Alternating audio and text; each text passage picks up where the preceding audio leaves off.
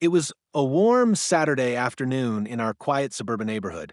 My daughter, Lily, sat in her wheelchair on the front porch, watching the kids across the street play. At 7 years old, she had learned to navigate life after a car accident left her unable to walk. She loved the outdoors, the feeling of sunlight on her face, and the laughter of her friends. We just moved here 6 months ago, hoping for peace and stability. Across the street lived Karen Reynolds, the self-proclaimed queen of the HOA. From day one, she made her dislike for us clear. She complained about Lily's wheelchair scuffing the sidewalk, claimed our ramp lowered property values, and even sent us a notice for having non-compliant porch decor. A single potted sunflower. I brushed it off, thinking she was just another busybody with too much time on her hands. That day, Lily rolled down the sidewalk to watch the neighborhood kids ride their bikes. I was inside making lemonade when I heard a sound that still haunts me, a deafening crack like fireworks, but sharper. Then came Lily's scream. I dropped the pitcher, glass shattering at my feet, and ran out the door. Karen stood just 10 feet away, a small silver handgun in her grip, smoke curling from the barrel. Lily clutched her leg, her jeans darkening with blood. My mind couldn't process it. For a second, I thought I was dreaming or trapped in some nightmare. But the smell of gunpowder was real. The blood was real. My daughter's pain was real. What have you done? I shouted, rushing to Lily's side. Karen's face was cold, almost smug. She needed to learn a lesson, she said, lowering the gun like it was no big deal. Kids these days don't know boundaries. Neighbors started to emerge, their faces pale, whispers carrying through the air. No one moved at first, frozen in disbelief. My hands trembled as I called 911, pressing my jacket against Lily's wound to stop the bleeding. She whimpered, gripping my arm. In that moment, one truth hit me like a freight train. This wasn't about a neighborhood dispute anymore. This was war, and Karen had just drawn first blood. The wail of sirens cut through the tension like a blade.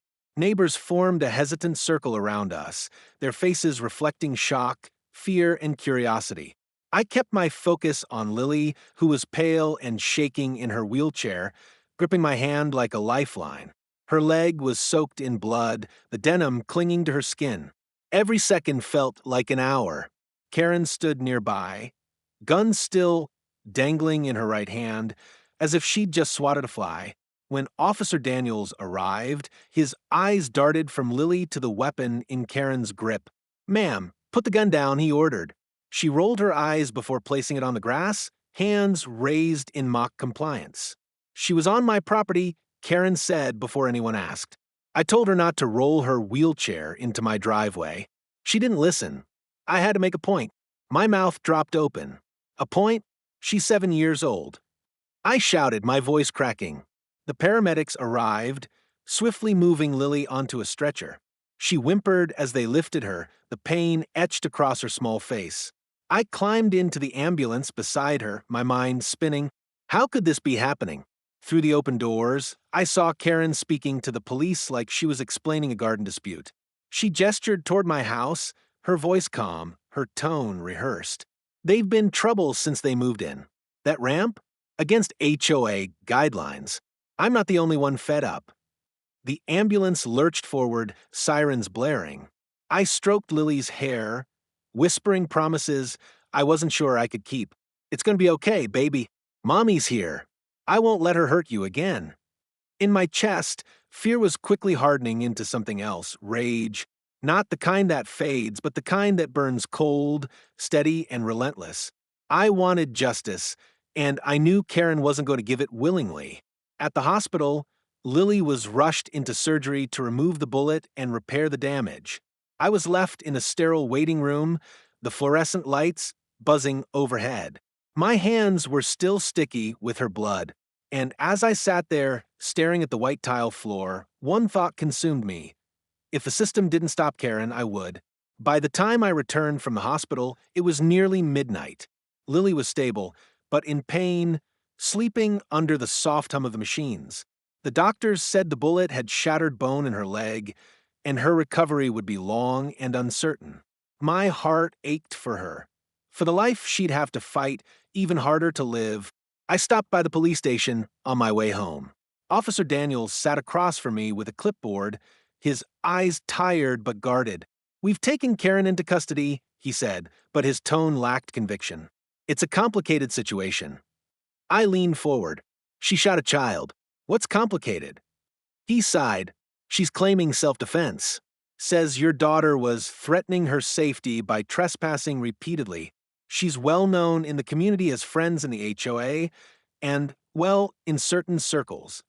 The implication was clear.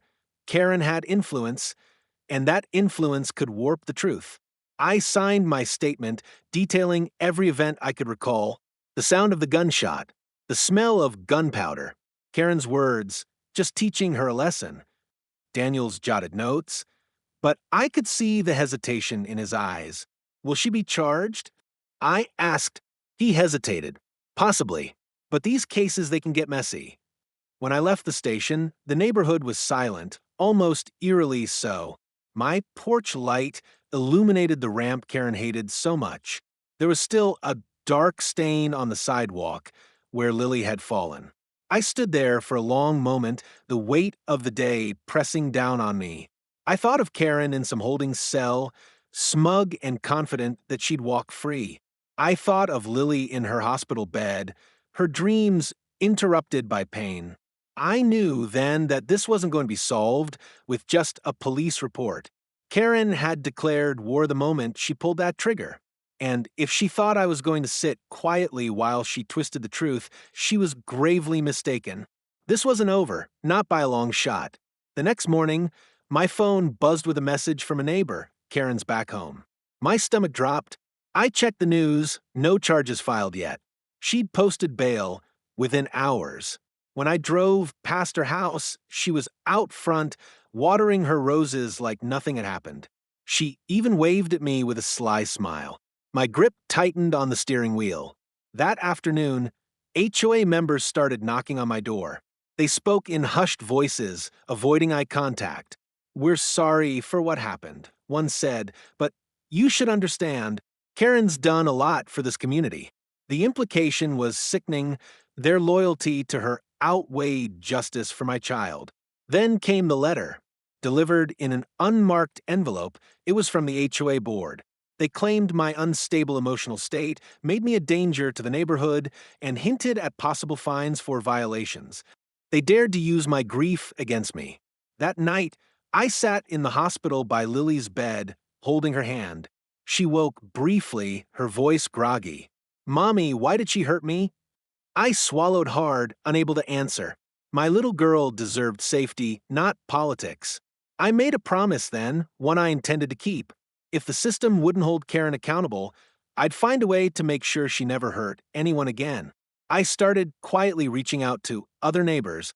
At first, they were cautious, worried about retaliation from HOA, but slowly, stories began to surface. Karen harassing a family over their mailbox color, reporting a veteran for illegal flag placement, even scaring kids off the community playground. One neighbor, Mark, admitted his teenage son had once been threatened by Karen with a baseball bat for skating too close to her driveway. Another, Mrs. Alvarez, said she'd been fined for planting unauthorized flowers. The list grew longer each day. I began documenting everything: dates, times, witness statements. I knew that to take Karen down, I needed more than outrage. I needed evidence. Meanwhile, Lily's recovery was slow. She cried often, not just from pain, but from fear. She didn't want to go outside anymore. The sight of the wheelchair made her flinch. Watching her retreat into herself only fueled my determination. This wasn't just about revenge anymore. It was about dismantling the power Karen wielded like a weapon. The monthly HOA meeting was my chance. I walked into the community hall with a folder thick with evidence. The room was full. Karen sat at the head of the table, wearing a red blazer and that same smug smile. When it was my turn to speak, I didn't hold back.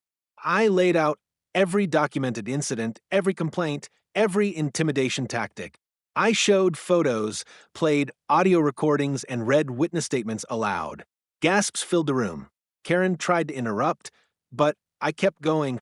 And finally, I said, holding up Lily's bloodstained jeans, "This is what your president did to my daughter."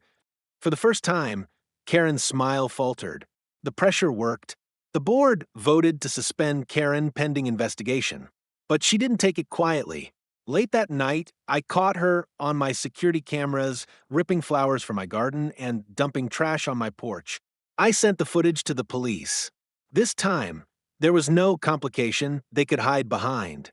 Karen was arrested again, this time for harassment, trespassing, and violation of her bail terms.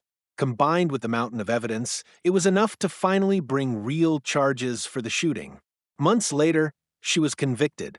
Watching her led away in handcuffs was the moment I'd been waiting for. Lily was there, her wheelchair beside me, her eyes brighter than they'd been in months. Justice wasn't fast, but it was ours,